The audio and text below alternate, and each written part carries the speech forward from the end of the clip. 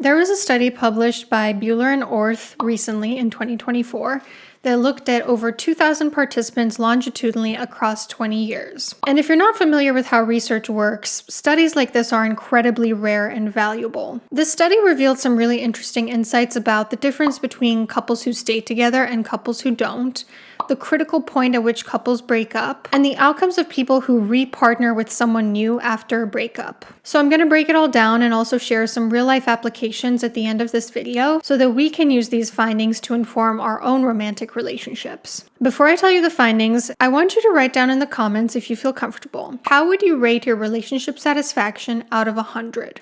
If you had to give it a number, jot down what that number would be, your relationship satisfaction. And we'll come back to that number in a moment, because that number, as it turns out, is pretty important. Also, before I get into it, just a reminder, my second novel, the gothic horror novel, A Song at Dead Man's Cove, is set to release this June, so make sure you're subscribed to my email newsletter so that you can be alerted once it's out.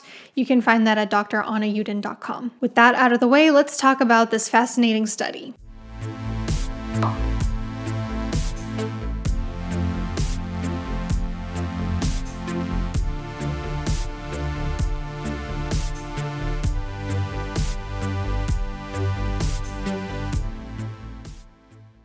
So previous research by Buehler from 2021 showed that generally speaking, relationship satisfaction tends to follow a specific pattern over the course of time. Relationship satisfaction decreases over time, reaching a low point at about age 40, and then increases slightly until about age 65, and then plateaus in late adulthood at a somewhat lower level than during young adulthood. If we look at it another way, based on relationship duration rather than the person's age, relationship satisfaction tends to dip in the first 10 years, then increase over the next 10, and then decrease again after 20 years, again reaching a plateau somewhere kind of in the middle. So that was the previous context, but the current study from 2024 wanted to know, how does change in relationship satisfaction differ between those who stay together and those who break up? How does relationship satisfaction change across different relationships for the same person? And which moderators explain the variability in this change in relationship satisfaction, things like kids or gender? So the findings were as follows. Couples who break up tend to begin relationships already less satisfied than the couples who stay together. And couples who break up also experience a steeper decline in relationship satisfaction than those who stay together.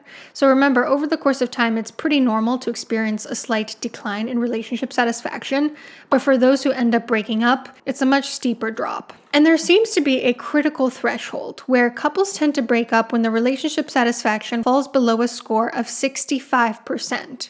So you see here in this graph how for the couples that were together 10 years, those that were together 20 years, and those that were together 30 years, they all kind of broke up around the same spot.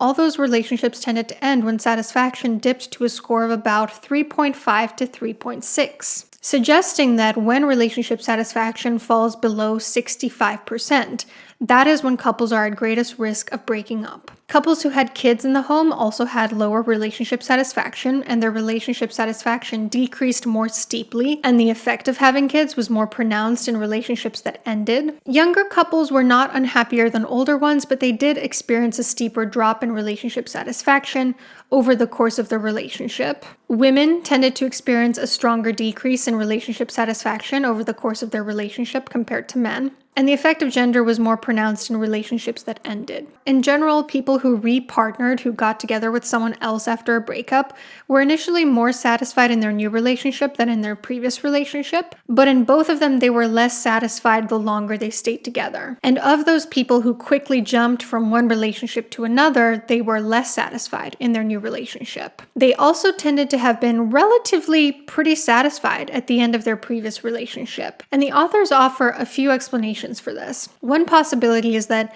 those who had their relationship end on bad terms were kind of scared off of relationships for a while or needed some time to process it.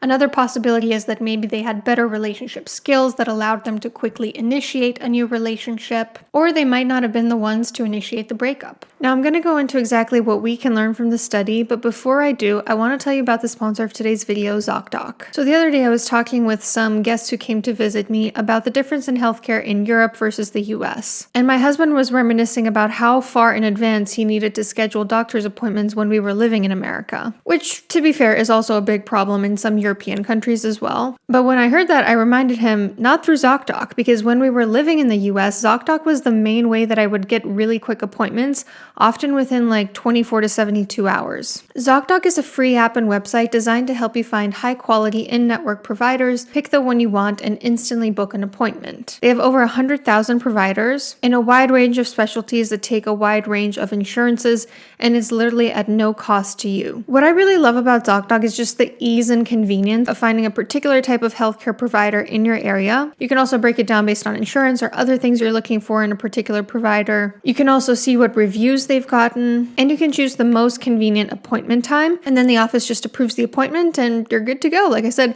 often within just a couple of days. It's really kind of just like a one-stop shop if you want to make a quick, convenient appointment. So visit the Zocdoc link in my description box to easily book local top-rated doctors in your area who can see you quickly. Thank you so much to Zocdoc, and now back to what we can learn from the critical point at which couples break up. So taking all these findings, how can we apply them to real life? Firstly, I'm always wary when somebody's telling me that they have huge concerns in their relationship or deep unsatisfactions, and the relationship has just started. Statistically speaking, this is probably the happiest time they're ever going to be in this relationship. So if a relationship feels unsatisfying from the very beginning, you might want to consider whether you want to stay in it for the long run, because you're one of the couples at greatest risk of breaking up and more at risk of becoming even more unsatisfied with each other. Things are probably never going to be as satisfying as they are now, actually. And this is evidence for something called the accumulating stress model, which says that relationships that end tend to experience an accumulation of distress over the course of relationship and a degradation in relationship satisfaction. So starting off happy in a relationship can give you a really protective insulation against life stressors that are going to get thrown at you. Another takeaway is that if you were to give your relationship satisfaction a score out of 100, what would it be? The reason I asked you to do that at the beginning of this video is because if you're veering too close to 65, you might be at risk of the critical point where a breakup is imminent. Like I said, it's normal for relationship satisfaction to decrease a bit with time or to fluctuate, so long as it doesn't get below 65%.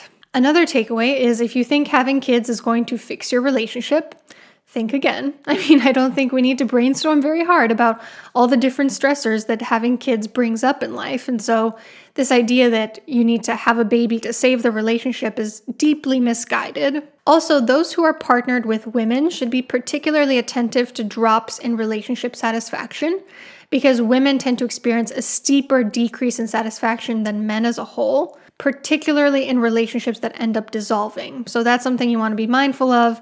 If you feel your lady friend is starting to be less happy with you, don't ignore that. And if you're jumping from one relationship to another, remember that you take yourself with you. In other words, yes, this might be a new person in your relationship, but you are the same person unless you've actively tried to change something about yourself. So it's really important to take responsibility for your own thoughts, feelings, and behaviors, because those might get activated again in the new relationship, regardless of who your new partner is. Simply jumping into a new relationship isn't going to solve the problem. You have to look at what went wrong in the previous relationship and probably take your time with it before jumping into a new one. And in general, remember that people who jump too quickly into a new relationship are less likely to make that new relationship last. Which also means, be careful that you're not somebody else's rebound, and be careful that you're not rebounding. I think people say that the first person to move on after a breakup is the person who kind of lost the breakup. And this kind of provides evidence for that, because it shows that they either have something to prove or they haven't really taken the time to learn lessons from their previous relationship yet. And putting a band-aid over the pain of a breakup is certainly not going to help you heal faster. And the last takeaway is that if you were still pretty happy when your relationship ended, you might be particularly likely to jump into the next relationship quickly. So just be mindful of that and try to make sure that you don't rush into things. What did you think about the findings of the study? And also, I'm just really curious, if you've been in relationships, did you notice that 65% threshold when things finally came to a turn and you ended up ending the relationship? It's a pretty low number. It's still more than 50-50. Clearly, people need to be pretty happy with each other to stay in a relationship, because otherwise relationships are really hard. But let me know what your thoughts are. Hope you have a lovely rest of your day, and I'll see you soon.